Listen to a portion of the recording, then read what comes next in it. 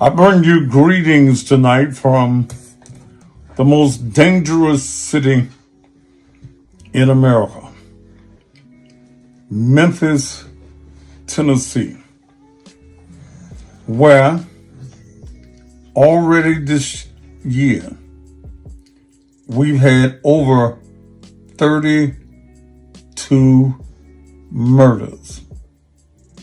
In fact, on this Monday, we've had at least 3.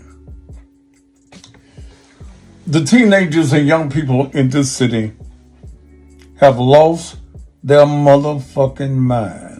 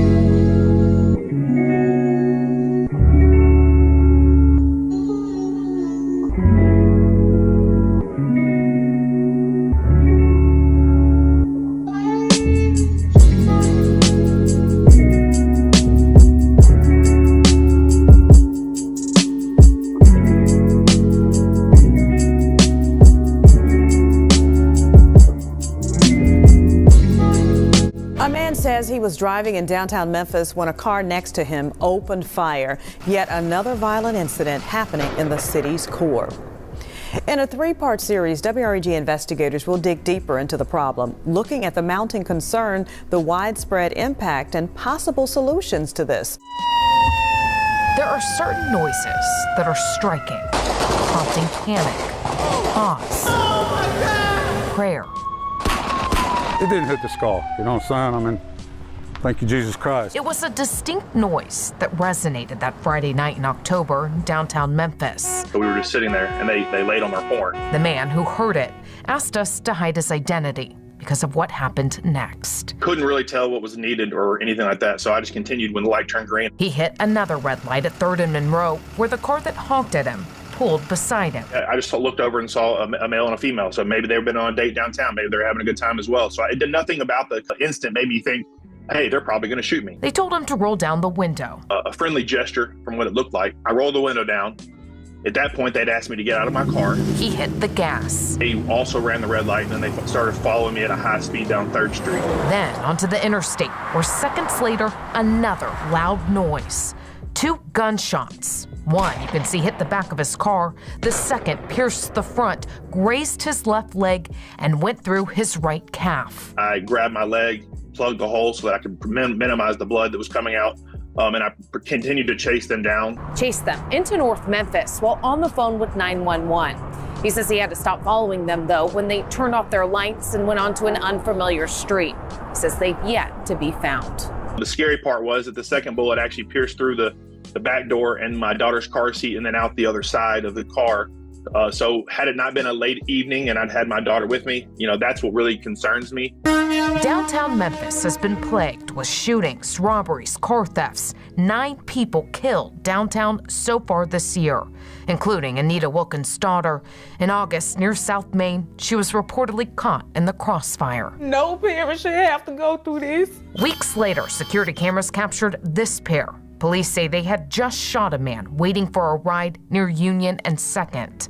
And last month, a robbery on Tennessee Street ended with a St. Jude doctor shot and killed in front of his wife and toddler. Alex's dream was for them to stay and have careers here and raise their daughter here. Last year, Memphis police say their downtown wards responded to more than 2,100 Part 1 crimes, which include murders, aggravated assaults, rapes, robberies, carjackings, burglaries, motor vehicle, and other felony thefts.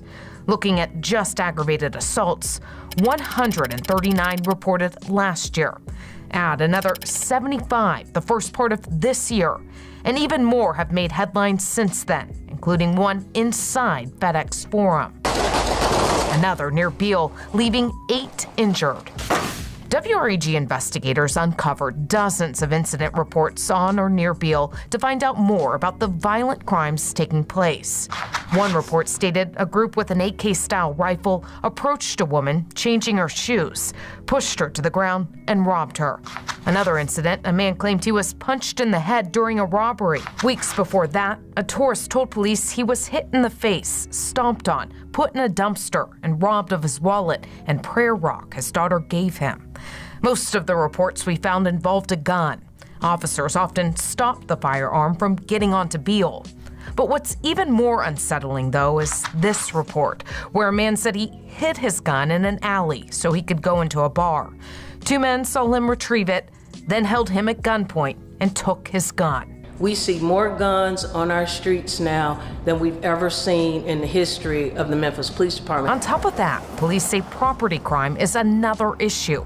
Between last year and the first part of this year, the downtown wards responded to 914 car break-ins and 986 motor vehicle thefts. People stole them. This family from Colorado says someone stole their car from a downtown hotel's valet line.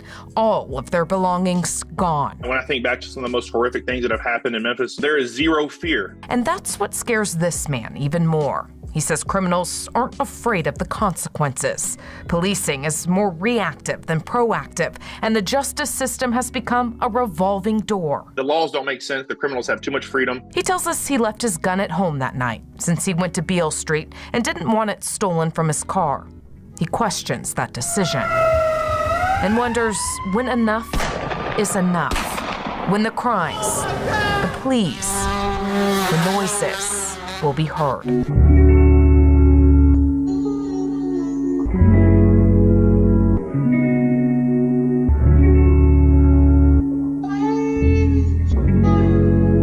Well, Memphis police need your help finding 3 men who were caught on camera opening fire in broad daylight on Sunday near the Volantine Evergreen area.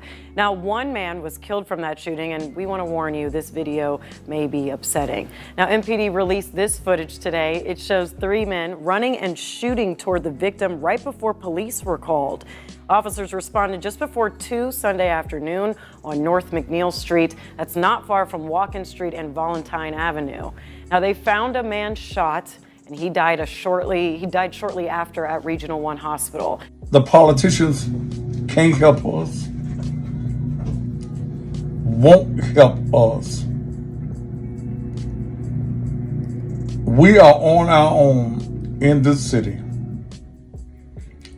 Businesses are leaving this city.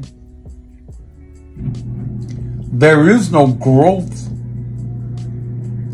in this city unless you are in the funeral business. You know, it's tragic